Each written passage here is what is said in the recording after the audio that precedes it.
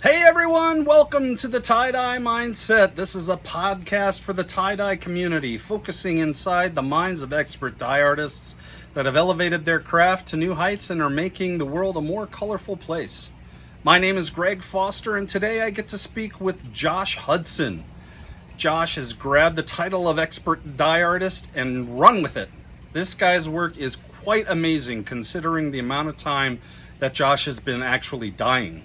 He's got crisp, bright colors with complex designs that are just a joy to stare at.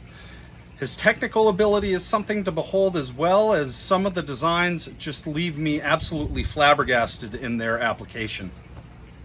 Josh has graciously, as with others, has graciously consented to this interview with me, and he really wanted to share his knowledge and experience. So all you tie-dyers out there can really understand the mindset of some of these great dye artists and what it takes to really embrace this craft and spread color around the world. You'll see Josh is quite the technician, quite the creative soul. He's got some other interesting things he talks about in this interview that I think you'll find really interesting. I hope you guys enjoy the interview. Please check out Josh's work at jhudson_tie-dye on Instagram, and his shop is jhudsontiedye.com. Thank you guys so much. I hope you enjoy. If you do, hit that like button and subscribe to the Tie-Dye Mindset. Please leave a comment if you feel so inclined to see any other content, or if there's anybody else you'd like me to interview. Have a great day, guys. God bless. Hey everybody, welcome to another episode of Getting into the Mindset of the Tie-Dyer Masters out there. Today with me is Josh Hudson, one of the people that I really look up to for inspiration, and that has really kind of helped shift my paradigm as far as what is possible on a piece of fabric by tying it and applying dye to it in a way that is whimsical and precise and just amazing. If you haven't seen Josh's work, I highly recommend you look him up on Instagram and check out his Etsy page, as he's got just some incredible work out there. One of these days, hopefully I'll make it to an auction in time and get a piece of his work. Double X, by the way. So today again, Josh, welcome. Really excited to talk with you this afternoon. Had some really great interactions with some dyers up to this point, and was really excited that you agreed to this interview. So thank you so very much. This one is a highly anticipated one for me, and it's funny. I get giddy and butterflies in my stomach around people that I look up to more so than like when I say actual celebrities, I mean like, rock stars or movie stars. They're just people to me. It's guys like you that do something that amazes me, that I get, I get like a little. Oh, well, thanks. I definitely appreciate that. So thanks for taking the time this afternoon. Glad to finally get a chance to sit down with you. So why don't we go ahead and just jump right in? Can you tell me a little bit, brief history about how you came into tie-dye, what kind of pushed you into it, what inspired you, the sort of where, when, why, and how? Okay, so the first actual shirt I made, as far as like this run, like before that, I had maybe made a shirt at like a carnival or something when they had a tie-dye booth, like make your own. But my first shirt I ever made was in July 26th of last year. So it's been less than a year that I've been working on this. So, wow. But as far as what sort of got me here, so in fall of 2018, I was in pharmacy school, and I really didn't like it that much. And I was afraid to tell my family that I wanted to try something different. And I was like, I didn't want to disappoint anyone, because they had high expectations. A lot of people in my family have, so to speak, stereotypical, very successful jobs like lawyer, NASA scientist, that sort of thing. And I'm just like, I don't know. I'm trying to do this thing, but I don't really like it, and I don't know if the money will make it worth it. So I was like, I want to try something different. And I was telling my mom that in December. It was a day after I proposed to my fiance. She said, "You know what? I'll support you, whatever you do. Do what you love." And then, unfortunately, the next day she passed away in a car accident. So those were her, basically some of her last words to me. Oh my God, I'm so sorry. You know, yeah, it was tough, especially considering I had lost my father in 2014. Like, you know, hearing those last words, and then Christmas ran around, and one of the toughest things was getting a gift from my father. So both my mother and father were both artistic, and I'd always really liked this backdrop my father made for my lizard's cage. It was like a colored pencil drawing of the desert. It got destroyed from like water damage or something. I was like, I wonder if he has any more cactus drawings. So the last gift from my parents was my mom framed that drawing and gave it to me, and it was like a gift from both my parents. But it was, you know, the last gift I'd ever get from him, right? But you know, I was like, I wanted to pursue art because I was myself also interested in art. Prior to tie-dye, I was interested in various very niche art forms. For example, rubber band ball art. I sort of was basically the one who really pushed that art form forward. No one was doing anything with it other than just making regular rubber band balls prior to my technique introduction, and also Line Rider. So Line Rider is a physics engine simulator of a small boy on a sled, and you make tracks for him to ride. You may be familiar with what this guy looks like. I've actually got let me see if I can angle this camera properly. I've got a tattoo of Bosch on my shoulder. Actually, Bosch is the main character in Line Rider. Yeah, I've seen that. It's a black and white game. You've seen it? Yeah. Yeah. So I can go ahead and show you. I've got a couple examples of my work around the house prior to tie-dye. So sure, that'd be great. I've got this one's currently just in the process of being renewed, but this is a rubber band ball. It weighs 100 pounds, hence the 100-pound or 100 weave on the surface, right? And I'm currently covering it up because the bands were starting to degrade on the outside. But none of the bands are cut or anything to make this text. Like it's woven in a specific way so that they're all continuous on the ball.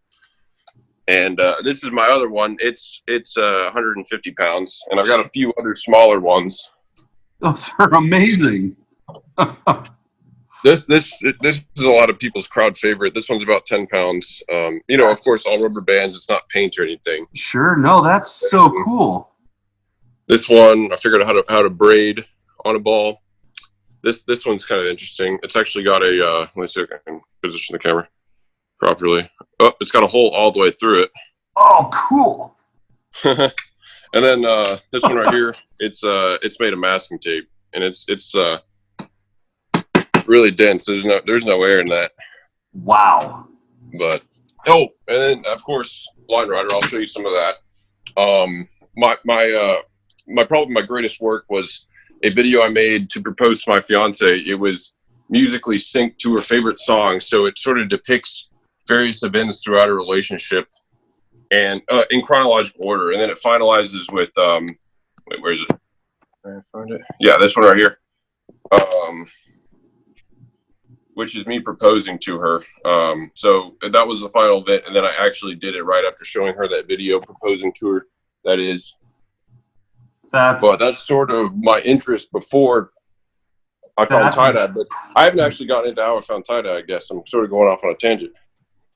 No, man. Again, it's the insight of the mind of the tie-dyers, you know, and what that shows all of us really is your level of creativity and how you, I think those rubber band balls, it's got to be meticulous work, you know. Oh, yeah. And your shirts, I mean, the meticulousness that you can see is very evident in your tie-dye, and it goes hand in hand with really your sort of creative inspiration is that sort of finite attention to detail, which is just amazing. So thank you for showing that stuff. That was really, really cool. I will never look at a rubber band the same way. Yeah. So I guess after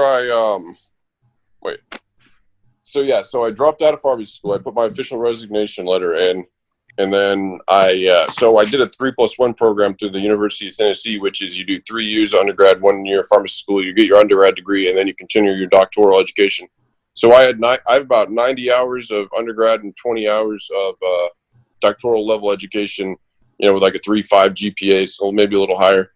but I went back to try to finish my undergrad degree so I could maybe have a different career path. I was like, I'm not doing this.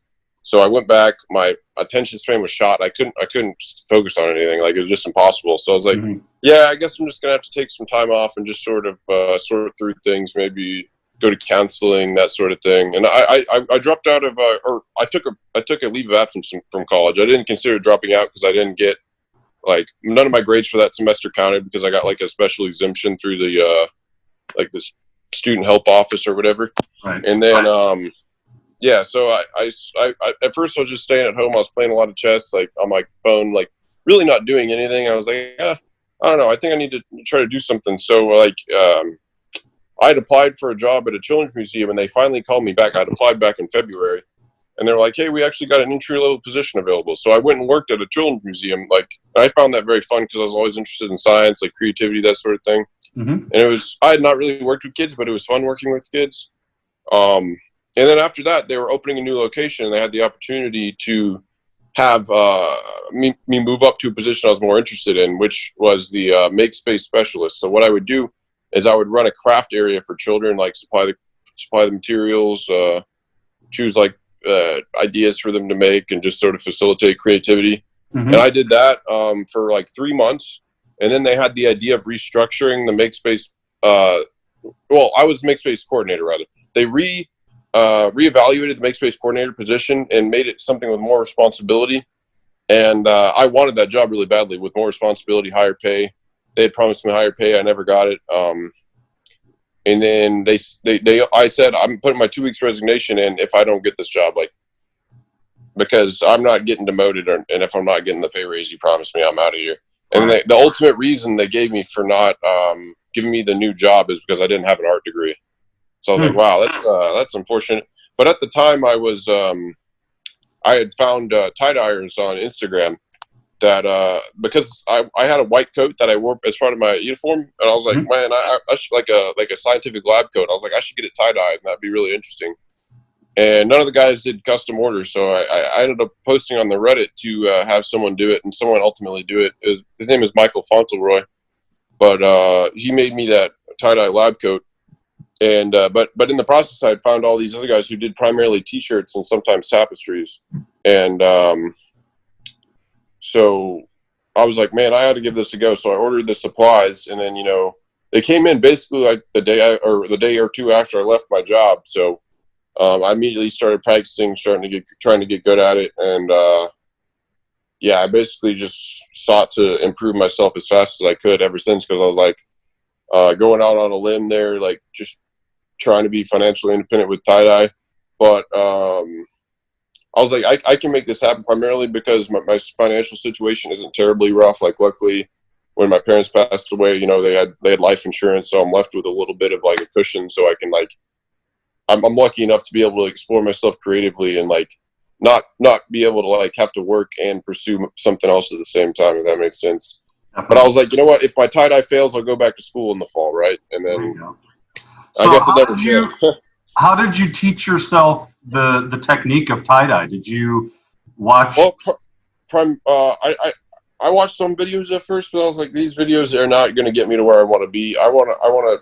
None of the techniques that I wanted to know were in videos. They weren't in videos, so I had to like sort of look at shirts, try to analyze them. Try to find pictures of folded shirts with techniques I liked, and then you just sort of got to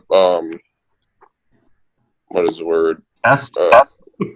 Well, yeah, just try to replicate what's going on there. Like, rework it, because you're seeing the folded shirt. You got to get the shirt from a flat, regular shirt to that.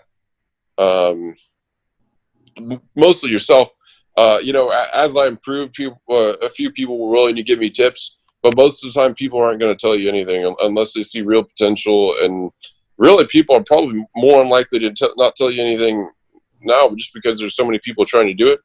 And a lot of us actually sort of frown upon people who do paid tutorials and that sort of thing. It's just like one in particular, the fold was really easy and quite valuable. But after the tutorial was made, the prices has plummeted on that fold. And it's, it was maybe $100 a shirt. Now they're down to $25 a shirt, if that.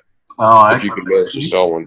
Yeah, no, that's, as a professional tie-dyer, I can understand how that dilution of a specific fold technique. Luckily, it's not a fold I've ever done, but you might know what fold I'm talking about. I don't want to call anyone out in particular, but I feel you, man. I probably know which one you're talking about. So would you say, is there anybody in particular that you look back to or look up to as far as a mentor or coach that kind of? oh yeah, Jake's been my good friend and mentor probably the entire time. Probably one of my best friends in tie dye, Jake Roloffs. You know, the inventor, or not, he's not necessarily the inventor of the honeycomb, but he's famous for making honeycomb style shirts. Right. In fact, I've got a couple of things laying around here. Let's see if I can swap my camera. Yeah, we just interviewed Jake yesterday, actually. Yeah, how do I? Oh, here it is. So I got this shirt right here. I got to work on. So it's two different ovals on each side. I'm gonna do something cool with that, and let's see if I can lay out this one. Are those collabs with Jake? Yeah. So cool. if you've never seen a partial collab, it's essentially like spaces left white, right? Right. So you can fill it in. This one is like a 3-arc honeycomb shirt that I'm going to fill in those white areas. Cool. And then as far as other collabs I got laying around, there's one more. This is with Austin. This is a it's a cubed shirt, so it's got the cubes. Yeah. I see that. That's crunching cool. in it essentially. But I actually got to put it back because I have something over my sewing machine, because if my cat gets a hold of the thread, he will just swallow like as much of it as he can, and he can't ever finish it, right? Because he's trying to eat it. So I have to pull it out of him. It's really not a great time. Yeah, I feel you, man. No problem. It's probably dangerous, so I just hope you don't get into it again. But I got other work from Jake. Here's honeycomb tapestry from Jake. Oh man, one of 3 in existence, so I'm pretty happy to own that. Yeah, that's awesome. But I've also got a honeycomb shirt. I'm not wearing it right now. I'm wearing actually the collab tapestry shirt print right now. That's the print one, right? Yeah, this is a print. But definitely Jake, Austin to some extent. Austin is Dyes and Good Vibes. Yep. He didn't tell me as much, but I also understand that position as well, because I'm sort of unlikely to tell people much of anything. But yeah, they were both like good friends and good friends and good supporters throughout my growth. And also 2 other people who were good friends and supportive were Salt and Sweeties. His name is Fletcher Sigmund. Yep. And Neat Tie Dye. His name is Neil De La Cruz.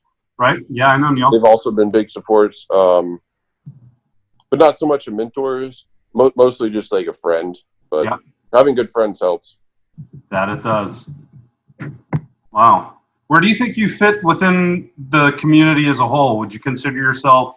I mean, your work is evident that you've got mad skills. And especially in less than a year's time, you've been able to develop those incredible techniques. Where do you think that you kind of fit within the tie-dye community?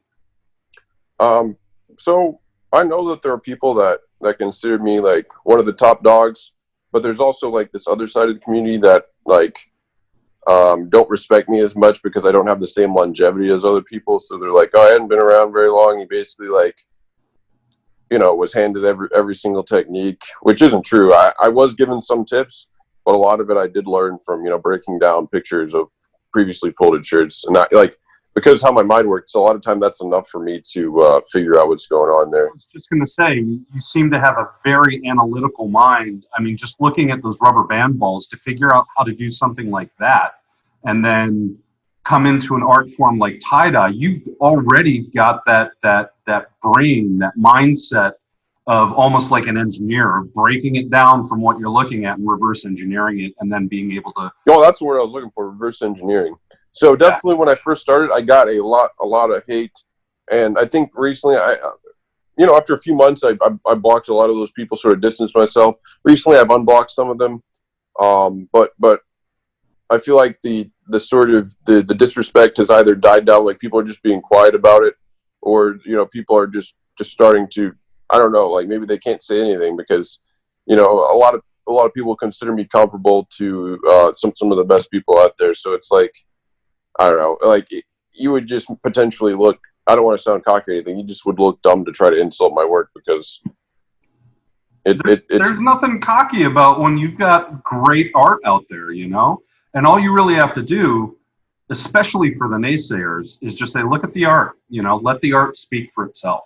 Yeah, a lot of the main criticism from these people was your art's not your own. You're not giving credit. Sure, I use like some of the base techniques from other people, but I try to mix it up. Like I use Kenny style, I use honeycombs, and then a mandala is a variation of a honeycomb. But I use that sort of thing like to develop in different combinations. Like me, Austin, and Jake are sort of the same way. We use a lot of similar techniques, just in different ways. Mm-hmm. And then another technique is a wigwag. That was a highly controversial technique, which was actually developed by Squeezable Jam, which looks similar to the ripple by Josh Shep. So that's where I got an issue. I thought I had maybe cracked the ripple fold. So I was like, oh, yo, I got the ripple, but it wasn't a ripple. Right. One is reliant on a fold. The other is reliant on how you place the die. Right. So, but they look similar. One is sort of more artificial looking. The other is more natural. Yeah. But I had figured out another way to do a wigwag, and then I got a lot of hate for sort of figuring that out and selling it at half the price that Josh Shep had. So people were calling me like sort of an underminer or whatever.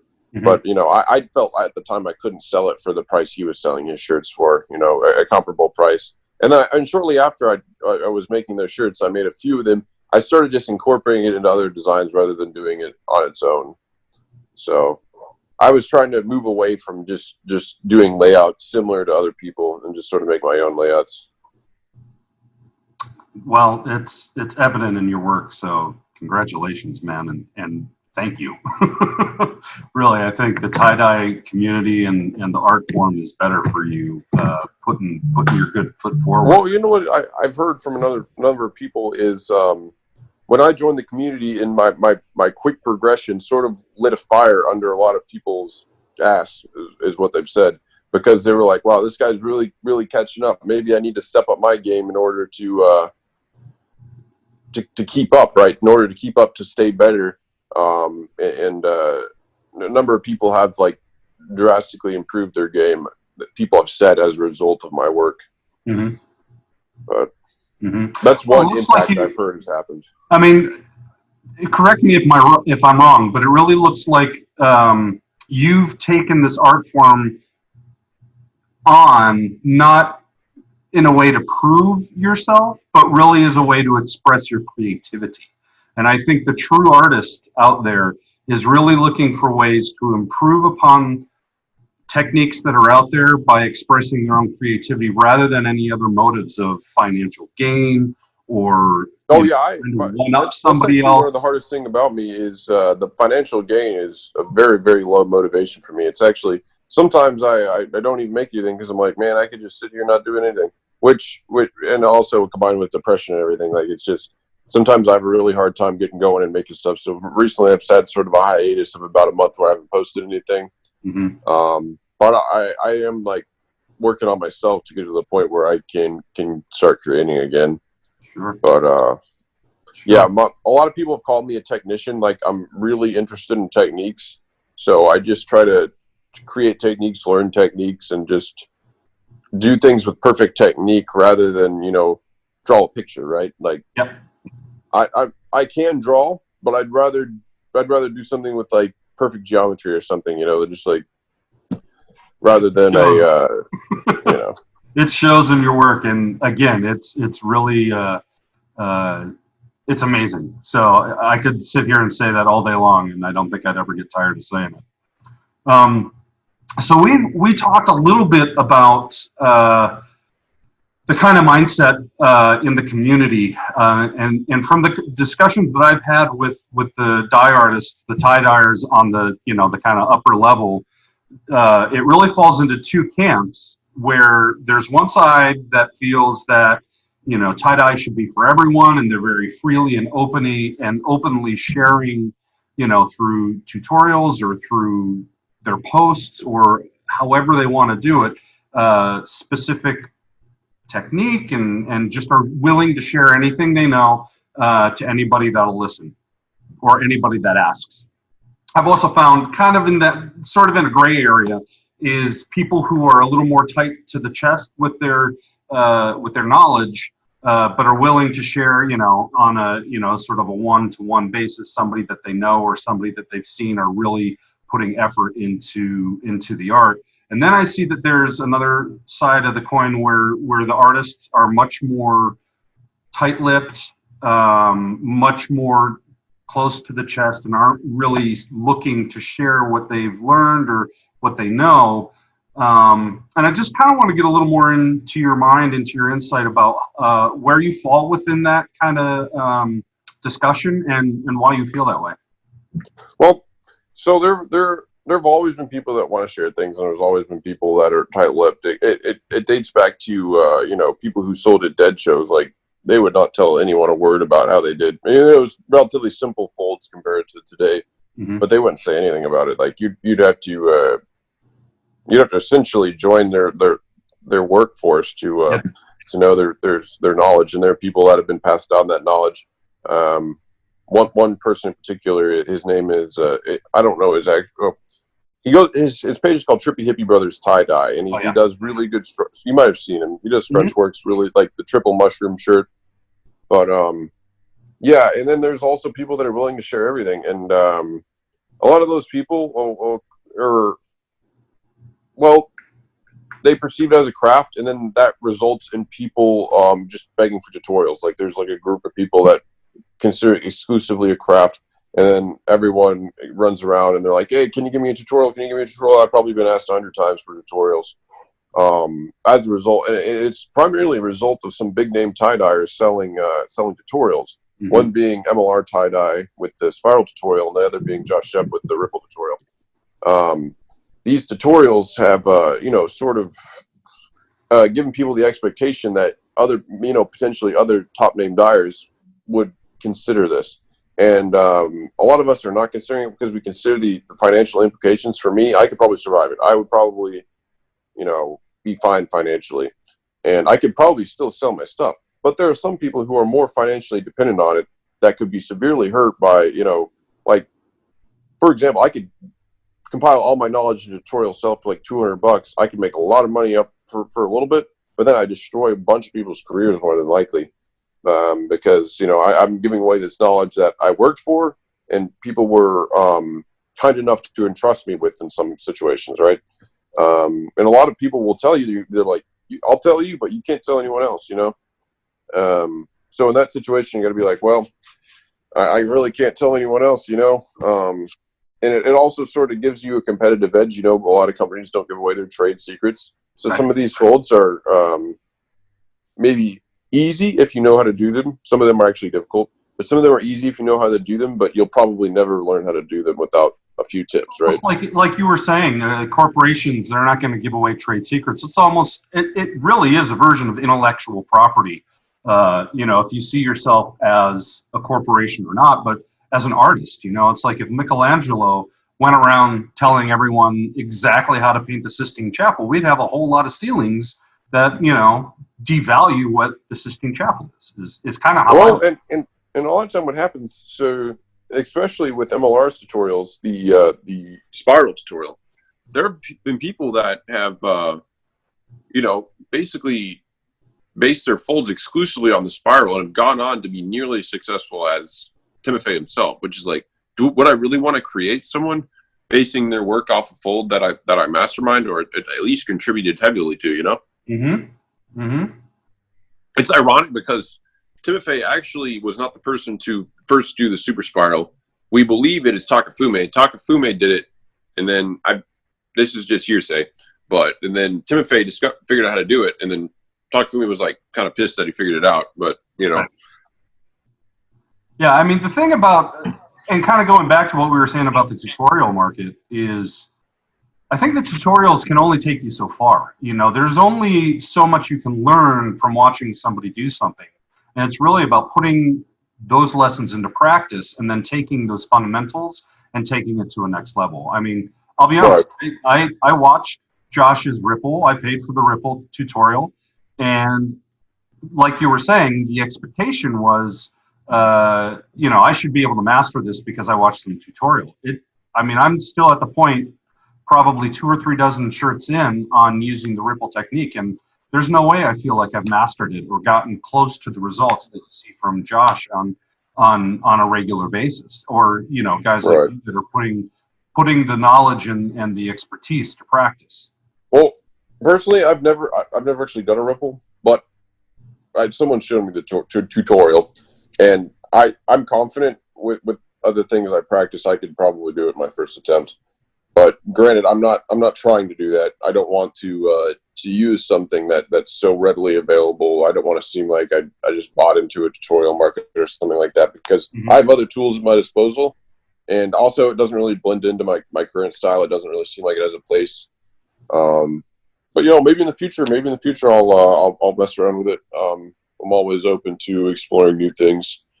But as you said, yes, it's a matter of application, because in the video he shows one variation, a ripple from the side of the shirt. There are people that will only do that variation, but you got to think that he's showing you fundamentals of a fold. You can take it and apply it to a tapestry, change the angle of the fold, make it a sort of a straight variation rather than curved variation. But there are some people that will take it as simply a craft tutorial and do the exact thing that he did, right? Right. So there are definitely merits to that. So it's sort of like a fast track. You can apply it to a lot of different things. So seeing that might help you decode other folds. So, it might just be because, I personally have bought the Super Spiral tutorial. It didn't really help me that much. But I do feel that later on, when I had learned more complicated folding, I looked back at that and I was able to figure it out. It's a very difficult fold to do unless you have built up the dexterity. It's like substantially probably the hardest fold to do dexterity wise is a perfect spiral. But I would agree. Once you get it, it's a little bit faster, of course. I would agree. Wow. You are a plethora of information, and the insights are just amazing. Do you feel that you've become an icon or a celebrity within the tie-dye community? Well, people have said, or I've actually had some interactions with, people have not been tie-dyeing very long, and I've reached out to them on Facebook, and one of them thought I was Josh Cohen at first and was amazed. Josh Cohen makes Kenny style. You might be familiar with him. Yep. Working Man Dyes. And then I was like, no, I'm actually Josh Hudson. And then he was like, his mind was blown. I was like, I didn't know people, I didn't know there were even a single person out there that would have that reaction, right? But there are many, oftentimes I'll get comments like, people consider me the best tie-dyer. And then with so many choices out there, I do consider that a compliment. And, based on other work I've seen, I do consider myself one of the best liquid dyers, just in my own opinion. But a lot of people have an affinity for their own work, of course. Do you think that that awareness has affected how you present your work at all? Oh yeah, I held myself to a really high standard. So a lot of times, when I was practicing the spiral, I wasn't really proud of that work, but I posted it anyways for sale because I'm not just gonna hold on to it, I guess. But there have definitely been shirts that in the past that I've actually taken off my feed because there was two. Most of the shirts I've made, I've been pretty proud of, but I have taken 2 off my page. Yeah, it's funny. There are definitely styles that I've done, shirts that I've done or whatever, and I've absolutely hated them. And then eventually somebody comes along and is like, oh my God, this is the most amazing thing. I always say, one man's trash is another man's treasure. Right. Well, basically from here on out, I'm pretty confident in my technique and everything unless I have a catastrophic failure, which it has happened. So I've accidentally used black dye. I accidentally grabbed the bottle of black dye with a big tip in another bottle, and I soaked the shirt in black dye. And I'm like, man, I really screwed this up. So I just sort of covered the entire thing in black dye and called it experimental, and people really liked it. So, but so we talked briefly about how artists like you and Austin kind of do this combination of different styles, or you kind of like to do the collaborations. Is there one particular style that you feel is kind of like your signature, or one that you prefer to do a specific fold or anything like that? So people tend to recognize me for the sundial. I was not actually the first person to do a sundial. It was actually MOR, and then Jake made the more finely tuned honeycomb version. And then I sort of decided to do it. I do it with a rainbow and a yellow and orange Kenny style bulb in the middle. It sort of looks like a sun. I thought it looks like a sun, so I call it a sundala. But that's one thing that people think is iconic that I do. And people think I also do wigwags really well. So a lot of times in collabs, I'll do the wigwag portion of it. But really, I don't know. I consider myself a jack of all trades when it comes to liquid dyeing. And I've also, spirals. The few spirals I've done, I did ice dye, but I haven't really fully developed my ice dyeing expertise yet. I don't think. I'm not even close. But yeah, as far as liquid dyeing, probably my primary. Typically, it's combined with other things, but if I had to say my best skill, it'd probably be wigwags. Okay. Yeah. Well, they're spectacular for sure. And it's funny how I don't know how much you pay attention in the groups anymore, but you can kind of see people gravitate to one specific style for like a month or so, and you hear nothing about anything else except that one style, wigwag, or. Oh, I know. I noticed that people got Shep's tutorial, and then I think some of them were confused that it was actually like the wigwag, but it's not. Right. Shep's tutorial will not teach you how to do a wigwag. No. And I've seen more people try and I think fail at the wigwag than any other fold in existence. Oh yeah. And then there's like incline ice dyeing and hot water irrigation and all of these different styles that people are, they seem to kind of attach themselves to, and before they master any one technique, I see the shift into something else. And what I find with a lot of what I'll say the masters is that they don't follow that kind of meandering path of popularity. Well, a lot of times the masters sort of start these trends, and then people are like a month behind trying to figure it out. And right. Then they come up with a new thing, and they don't really like. Well, maybe they're not getting the results that they expect to get from the master standpoint, and then they're like, "Oh, well, maybe this one will be the one. Maybe this one will be the one." Yeah. And the thing is, there's just so many variables. Like you can know the fold, you can know the dye, but if you're not doing everything right, it's not going to look right. Exactly. But that's what's that? I was going to say, to be honest, myself, I've not necessarily followed that kind of in and out of the different trends and styles month to month, but what I've really been doing is kind of dabbling a little bit here and there to kind of figure out what I like to do and where I want to spend my time mastering a specific technique and be able to use it, in specific shirts, or people make requests. I'm still at that point where I'm open. If people want me to do a spiral, I'll make them a spiral. If they want me to do a ripple, I'll make them a ripple. If they want me to do this, that, or the other, I'm happy to accommodate as best I can. I mean, there are things that I haven't learned yet, which, which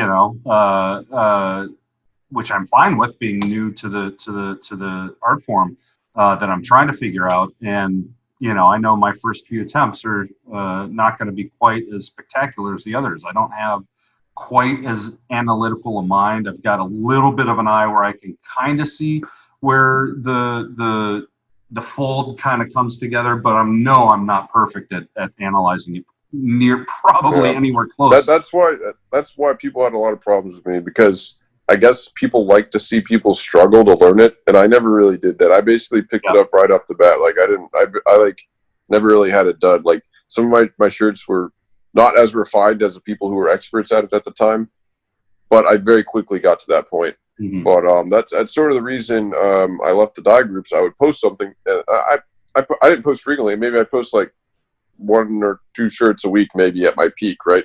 But they got so much traction. They were always at the top of the page, and I think people misread that as I was posting frequently, and they were just so tired of seeing my stuff that they like sort of harassed me for like posting too much. And I was, there were people that posted every day. There are people that post every day. You've probably seen it.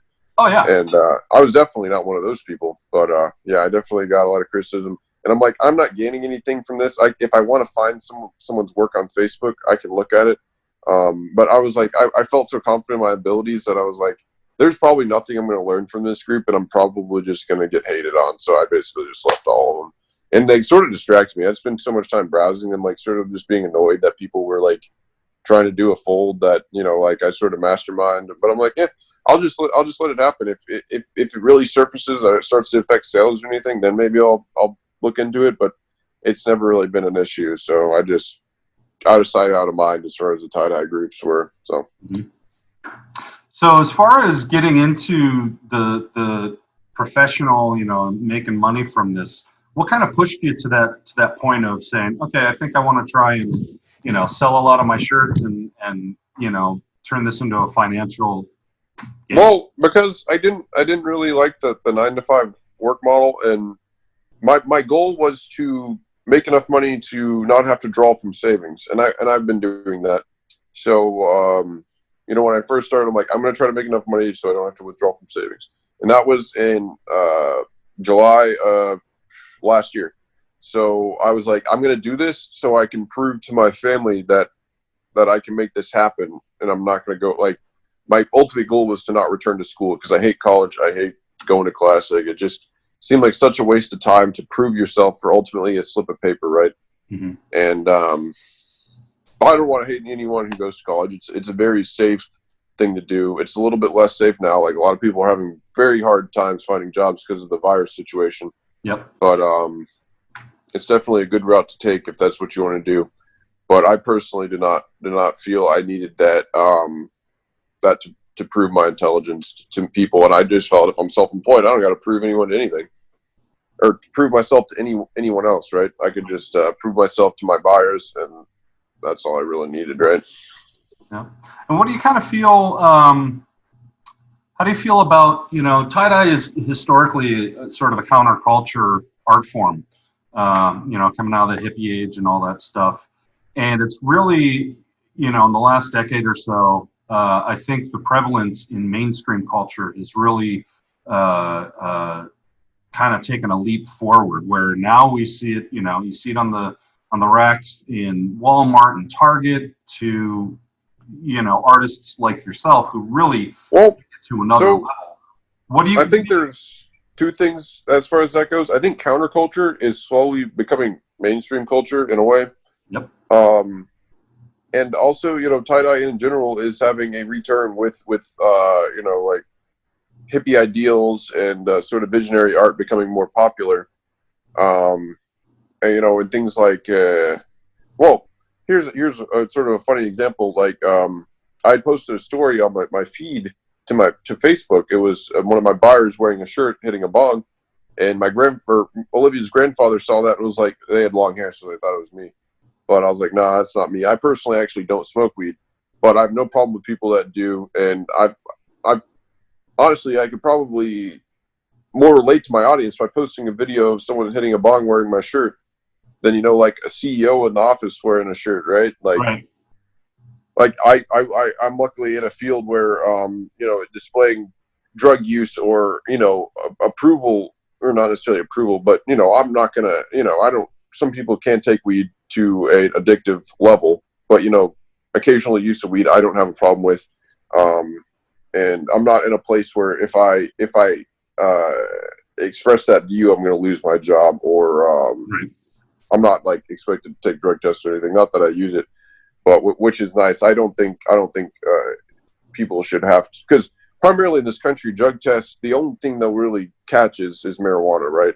Mm-hmm. And that sticks in your system for 30 days. And, you know, someone who was doing meth, they could stop doing meth for 3 days and pass the drug test. But if you're smoking weed every day, which I don't think will affect your workflow unless you're smoking at work, you're gonna fail that test and not get the job. And I'm like, well, that's just kind of dumb. But it's nice that a lot of my buyers share that view, and it's because tie-dye is a part of sort of like counterculture. You know, people who smoke weed, it's people who tend to dabble in psychedelics, that sort of thing. And I like that there's sort of becoming a trend toward decriminalization and sort of more acceptance of these substances that can have great benefits to people. Mm-hmm. Where do you see the future of tie-dye going, as far as the art form, as far as the fashion, as far as more people getting into it professionally? Where do you think that road leads? So I think part of the reason I'm really hesitant to be okay with tutorials is that it only takes one Chinese company or any potential third world country that can very cheaply pay their laborers to pick up this tutorial and then mass produce these shirts for $10 a piece. Maybe you buy it for $10. It could be like these handmade shirts could become more mainstream. And I also think that they could become sort of a designer thing. Like designer clothes are already starting to incorporate tie-dye. Granted, it's really shitty tie-dye. Like they basically toss it in a bin of dye and see what happens. I see it on the tie-dye Reddit all the time. People are like, how do I get this result? And sometimes I can't help myself. Well, I should help myself, but I can't. And I respond with some stupid comment like, oh yeah, you basically take a polyester shirt, throw it in a tub of tulip dye, and yeah, that's how you get that result, because it's literally like a barely stained blue, like white shirt. I'm like, why would you want to get that result? That's terrible, Right. Coming from a true artist. Yeah, Yeah. I don't know. I almost tried to encourage. I almost made a post about it on the tie-dye subreddit. I was like, come on, we gotta ban this sort of post, because this should be more about showcasing your own art rather than just asking how you make these shittily dyed designer clothes. Mm-hmm. So what would you say that you're most passionate about right now?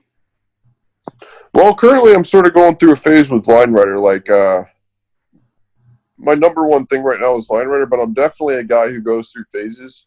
Like I like to be fully involved with one thing. And I'd like it to return to tie-dye, of course, because that's sort of like my income source, and I don't want to lose my audience from inactivity either, because that's important. Instagram rewards frequent posting with their algorithm and that sort of thing. Right. So I'm definitely trying to return to doing that, but I'm always constantly thinking of tie-dye ideas, even though like sort of my main hobby right now is another thing. Mm-hmm. Cool. So, your tie-dye career is relatively short, as you've mentioned. Have you gotten some good stories or anything in that journey as far as something that kind of sticks out in your mind as interesting or fun or interesting? Well, I thought it was really exciting to be invited to be in a gallery in LA. I actually bought tickets to go to the opening, but unfortunately that got canceled due to the coronavirus.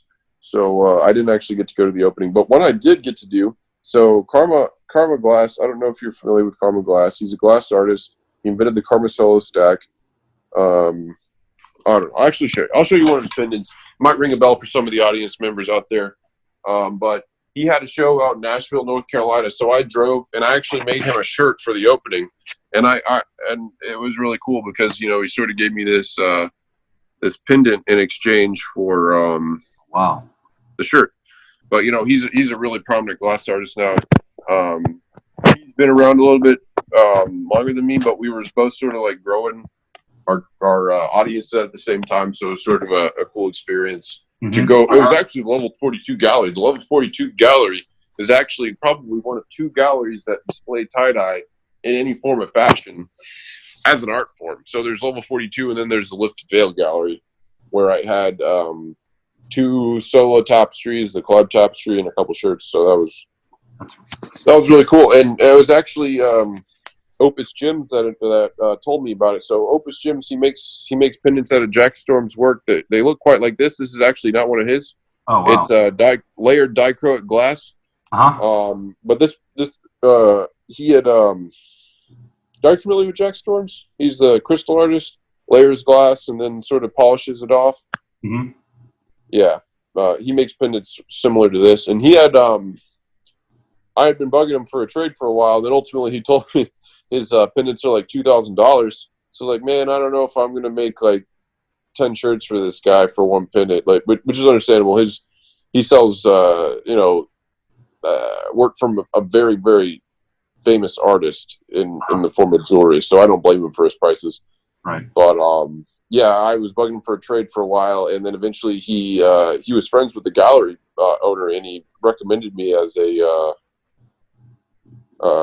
a participant in the gallery. So I was like, wow, this is amazing. So I guess it never hurts to have conversations with people. You know, you might end up talking with someone who ultimately gives you a really good connection. Right. So aside from the gallery participation, what other things would you consider to be some of your greatest successes?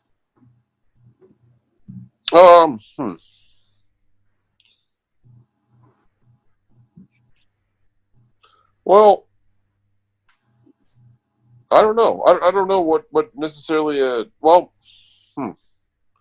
I think selling print work has been a cool success because I've been able to transition to making some money in addition to originals is selling prints. Recently, I worked with my uncle to develop. I can actually show you one. A set of tie-dye mugs based on some of my art. He runs Zreich Brands, a ceramic company. So he had his factory make some of these mugs, and they ended up selling 2,400 of these mugs to Marshalls. So I got a commission off of that, which is really awesome, or royalty rather. But here's what they look like. There's none. I don't have any for sale yet. These are just two of the proofs. Wow. Let me see if I got this other one. But yeah, that's really cool. I really do like these. But actually, he's shipping me some soon, so I'll have some in the store for people to buy. But I consider that a pretty cool success. Collaborating with Mood Mats. It wasn't technically a collab. I just commissioned them to make some, but it was cool to have my stuff custom printed on products like that.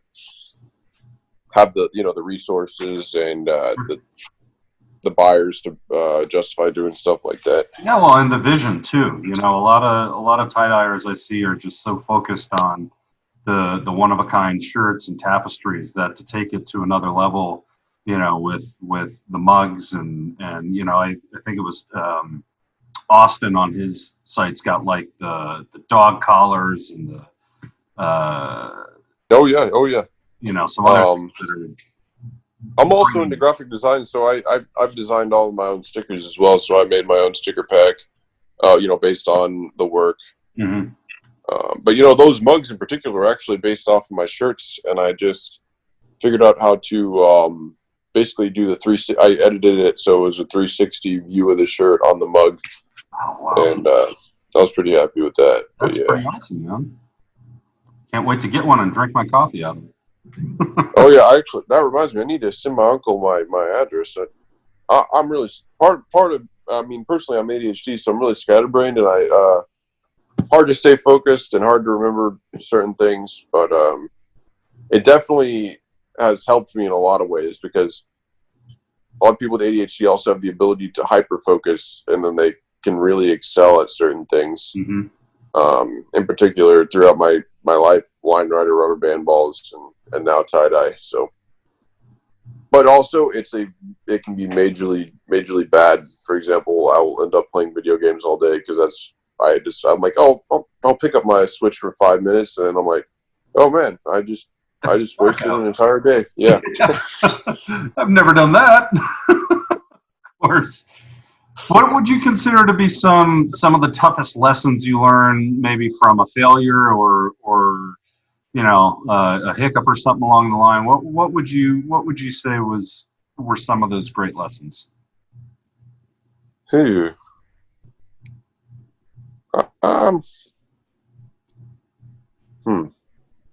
Well, the main hiccups I had were with sort of people not liking me, and I don't know. My main thing was just trying to distance myself from them. So, and I tried. There are people that didn't like me that I've tried to make amends with. So, part of me is just learn to try to ignore that and to try to just try to understand that they might have other issues in their life that I'm not considering. Mm-hmm. That it might not be just pure distaste for me. It might be a combination of things. Mm-hmm. So I guess it has taught me to be more resilient and not let those kind of things get to me, I guess. Yeah. But other than that, yeah, another sort of roadblock I've experienced is just being really proud of how far I've come and not being able to tell my parents. That has been pretty tough for me because my dad did art primarily as a hobby. My mom went to art school, and she never got a job doing art, unfortunately. But I feel like she would have been definitely proud of how far I've come with that. I think so too, man. You've done great things for this art. So with that in mind, if there was anything you could do differently, if you could go back and kind of start this journey all over, what would you do, if anything? I would just be really good from the start, you know. I wouldn't have that growth phase, I guess. People would probably think I was like cheating or something. Right. Hey man, I feel like sometimes we don't want to go through the effort it takes to become proficient at something. We just want to be. Yeah, if I had to go back, it would be bad because I'd have a small audience and make really good dyes, and I wouldn't get my money's worth out of them because I spend so long on one shirt now. It would be bad, but I'd hope I'd grow fast at least. Right. That's what we hope for, man. Growth. Well, Josh, thank you so much for taking some time today, and it's been really, really interesting talking to you today. Really got to know you a little bit better. Hopefully the viewers who see this and consume this interview really get to understand you a little bit better. I know it certainly helps me understand where you are a little bit as far as your mindset with the art that you put out there. And I say whatever you're doing a good job of it, because what you're putting out into this world is certainly beautiful, and I can't wait to get my hands on a piece of my own. So again, thank you so much. It's been a real pleasure. Do you have any last comments or words for the people out in the universe? Oh yeah. Yeah, thanks for watching, and thanks for having an interest in the tie-dye community. You know, it's relatively small at the moment, but it's definitely growing. You know, continue to support your local artists and artists nationwide, because we got to pay the bills too.